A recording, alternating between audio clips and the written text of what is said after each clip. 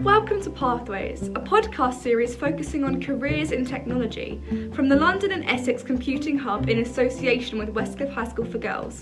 Today we're talking to Paul Shang. Please can you introduce yourself and tell us a bit about your role? So I'm Paul Shang. I'm a founding partner in a business design and artificial intelligence business called Human Technology, and which means that I have fractional roles or part-time roles as strategy director for a number of businesses, mainly software and technology business. What made you want to pursue this career?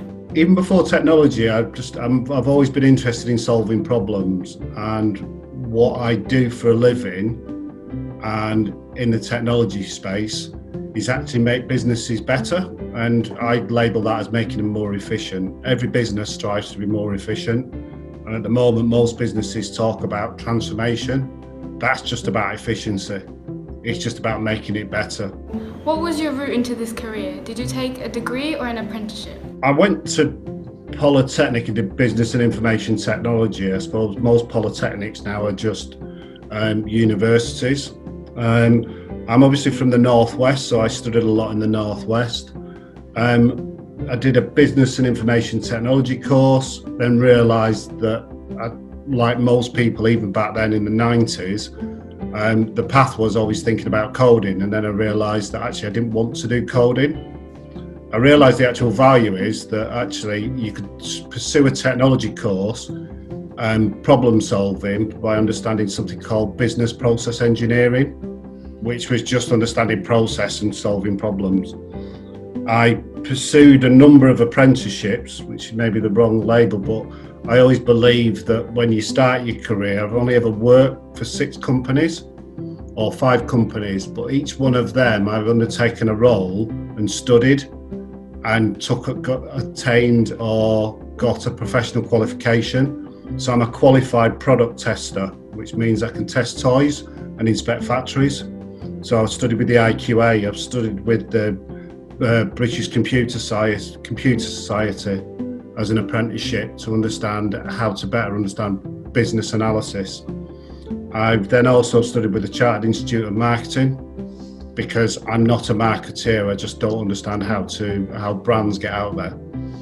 So every time I've worked for somebody, I've done a mini apprenticeship, so to speak. What opportunities are available to those with a computing qualification? 95% of all world's jobs are related to some form of technology. And I think that's not pure technology. Like I said, I never wanted to be a developer. I don't seek to code, but my career has been based on, there's an adjacent discipline that actually links to computing, that if you understand computing as a discipline, and everything in technology has an adjacent view. And what I mean by that is that if you understand mathematics, right, and computing, the value in there is immeasurable. If you understand architecture or design, the value is sort of multiplied in the computing world. So computing qualifications aligned to some other discipline, right, are the way forward. What jobs are in demand? If you look at the shift change that have happened, and if you think about everything comes in waves. So mobile as a wave has only been around for about 10 years now. The internet's only been around for 25 years.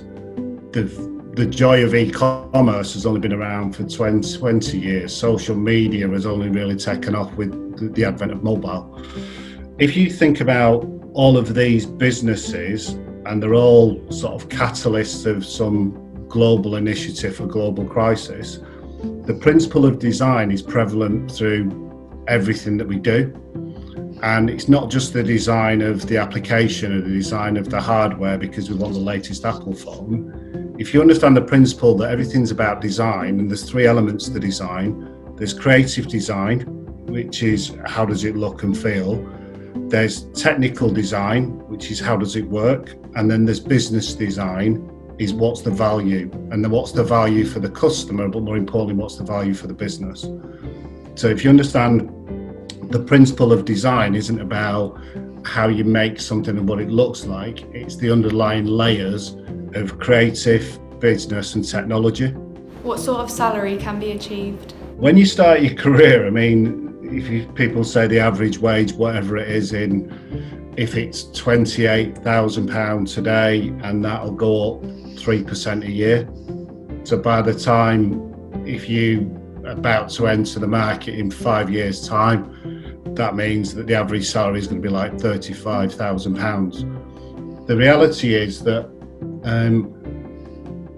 if you want to work for any business and you work for a corporation, technology roles tend to pay above the average, and the more experience you get, the higher your earnings are. The biggest motivator for me has never been about chasing the financial side of it, or a big salary, even though I've been quite well remunerated over the years. The biggest motivator has been doing things that have been interesting, that drive some value, because I work in the business design space. I've been fortunate that everything I've ever chosen, because I understand the principle about adjacent thinking, that my salaries have always been above and beyond however old I am in years. So I've always thought about wherever I am when I was 40, I wanted to earn £40,000. I always far exceeded that, and so on. So if I ever chase the salary, I just think it needs to be bigger than the number of years that I am. What challenges did you face and how did you overcome it? The peaks and troughs of work in your career are always the things that you should embrace, right? The biggest trough you'll ever face, and you're either this way inclined or you're not, that you should always sort of start your own business at some stage. I worked for corporates for many years, and then I started to start a business that was reasonably well funded. But what we actually hit was what they call the trough of disillusionment. So there's some really good books about startup mentality, and everybody's focused on the 15 minutes and I can build a multi-billion-pound business. Only 1 in 100 businesses go on to become mega successful. 99 don't. Now, the 99 that don't, if 50% of them fall away by the wayside, they've all hit the trough of disillusionment, where you run out of money. That's one challenge. The biggest challenge that you face in all of this is not about hitting the peaks and troughs, which is great, which is actually valuable because it's good experience, and how you come out of that a better person. The biggest challenge I faced throughout my career was about the people that you have to work with and collaborate with. And there's some people that on occasion that you don't want to work with for whatever reason, but you have to do. And you can't change them, but you have to change yourself. So becoming self-aware is kind of tricky in the workplace, but it's the biggest challenge I face was being able to understand the people that I work with. I've valued their experience as individuals. I may not have respected them, but actually overcoming that has been invaluable through building out my career. What would you say to a young person considering a career in technology? If you like problem solving, I always think most people think like I do. You find that most people don't.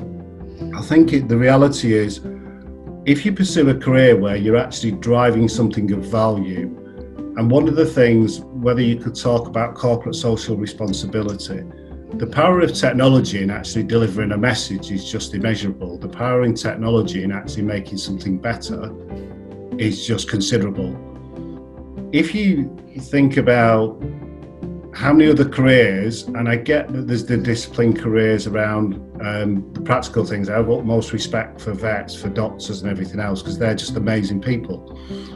But if you choose that career, then that's brilliant. But if you choose a career in technology, the actual value you can drive, aligned in the right way, is just immeasurable. I've been really lucky. So I've worked for every one of the major grocers. I've worked for Tesco's, for Sainsbury's, for Marks and Spencer's. And not that I enjoyed working for these people. I've also, more recently, I've worked for ASOS and I've worked for Pretty Little Thing. Now, the idea about working for them, I'm not a fashionista. That isn't my bag. But what my role was was to create if you like, a business logic to how they onboarded customers. And for Pretty Little Thing was their mobile application architecture, just their mobile product. So I've been out with the commanders a few times, to the guys that own Pretty Little Thing and Boohoo.